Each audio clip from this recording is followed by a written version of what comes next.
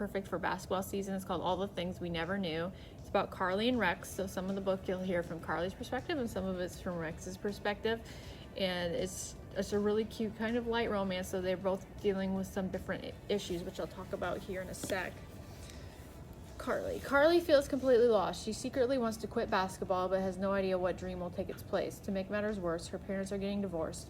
She and her brother must decide which one to live with. The only thing saving her is her belief in signs, and they all just pointed to Rex.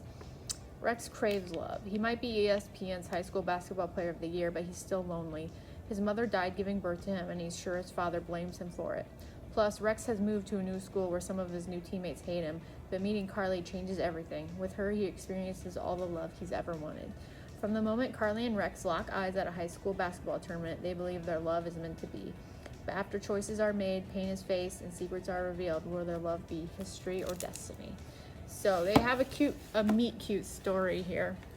This is how it went according to Rex. I miss a shot, an easy shot. My mid-range jumper always drops, always. But man, I can't stop thinking about that girl, about how she passed out in my arms, how for a second I thought she might have been dead and it was somehow my fault. I was so scared I started crying. I didn't even stop when I saw her chest rising and falling again and again underneath her royal blue warm-ups. It took 4 whole breaths for my eyes to convince my head of what my heart was afraid to trust.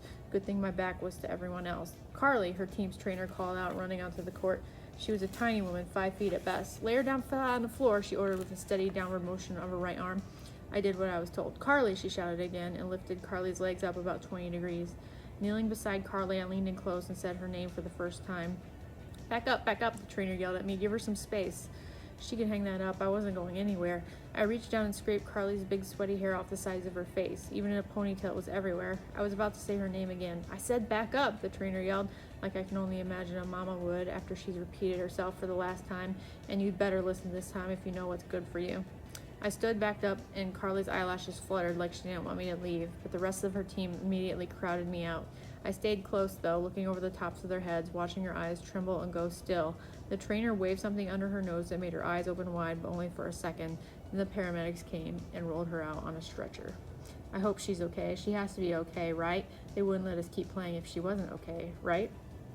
So he's in the middle of the game and he's trying to focus, but he's thinking about what just happened with this girl passed out, and he caught her. And so she ends up going to the hospital. It's nothing serious, but she keeps thinking about this guy who kind of rescued her, saved the day. So then you'll find out how they come to meet after this and how the romance develops and kind of ebbs and flows throughout the book. So it's a really sweet book. So this book is called 5 Total Strangers by Natalie D. Richards. She's written a lot of good thrillers, kind of mysteries and murder, all that good stuff. So this one in particular is about a girl named Mira, and Mira was in the airport waiting on her connecting flight, and because of a snowstorm, her flight got canceled. So she had been sitting next to this girl who she thought was really cool on her previous flight, and she offered to let her ride with her and her friends in their car that they rented. So this girl's name is Harper. Well, I'm going to read the back, and you find out that things start going awry quickly. Mira needs to go home for the holidays badly, but when an incoming blizzard results in a canceled connection, it looks like Mira might get stuck at the Philadelphia airport indefinitely. Then Harper, Mira's glamorous seatmate from her initial flight, comes to the rescue. Harper and her 3 friends are renting a car, and they can drop Mira off on the way home. But as their trip begins, Mira discovers her fellow travelers aren't friends like she thought. They're total strangers, and every one of them seems to be hiding something dangerous. Soon, Mira is in a panic. The roads have gone from slippery to terrifying. People's belongings are mysteriously disappearing. Someone in the car is clearly lying, and Mira begins to suspect that one of them is sabotaging the trip. If she wants to make it home alive, she'll need to uncover the truth about these strangers before this nightmare drive turns fatal. 5 Total Strangers. Okay, so this is The Unstoppable Wasp by Sam Maggs, and if you're missing out on the Marvel movies that were supposed to come out this year, I am too, but this book might help. Nadia is the stepdaughter of the original Wasp, and so she is connected to Black Widow, and that they both were trained as assassins in the Red Room, and so now she's younger than the Black Widow though, and so she's in the United States, and she's just kind of discovering how she can be a superhero herself. So I'll read the inside cover for you. Nadia Van Dyne is new to this, new to being a superhero, new to being a friend and stepdaughter to one of the founding Avengers, no less, and new to running her own lab and new to being her own person, far, far away from the clutches of the Red Room, the infamous brainwashing assassin training facility. She's adjusting well, channeling her energy into being a good friend, a good scientist, and a good hero, but Nadia is finding that there are never quite enough hours in the day. When she's gifted a virtual assistant powered by cutting-edge AI technology, Nadia jumps at the opportunity to do less, experience more, just like the advertisements say. The device works, but not everything is as it seems. The adventure finds Nadia confronting her past as she tries to shape her future and learning that sometimes the best way to affect big change is to think small, maybe even super small, Unstoppable Wasp style.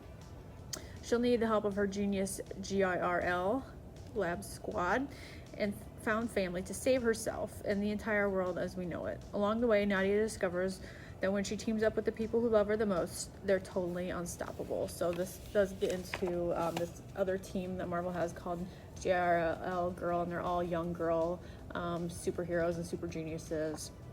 And so you'll be introduced into a lot of the younger Marvel characters. So if you're into that kind of stuff, like I am, read The Unstoppable Wasp.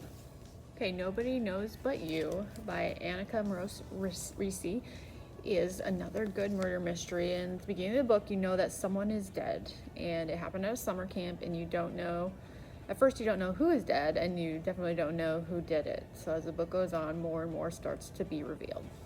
So I'm going to read the first little bit of the book. It's told in a lot of different forms. There's a news report for the very beginning, and then there's letters to someone throughout the rest of the book. So, September 3rd, Channel 5 News. Tragic accident or deadly revenge.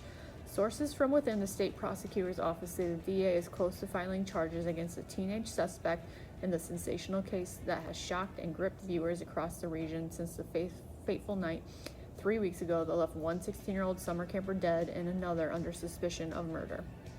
Michael Desir, an attorney for the teen who is at the center of the police investigation, maintains his client's innocence even as prosecutor Marcia Davis is expected to bring charges within the week.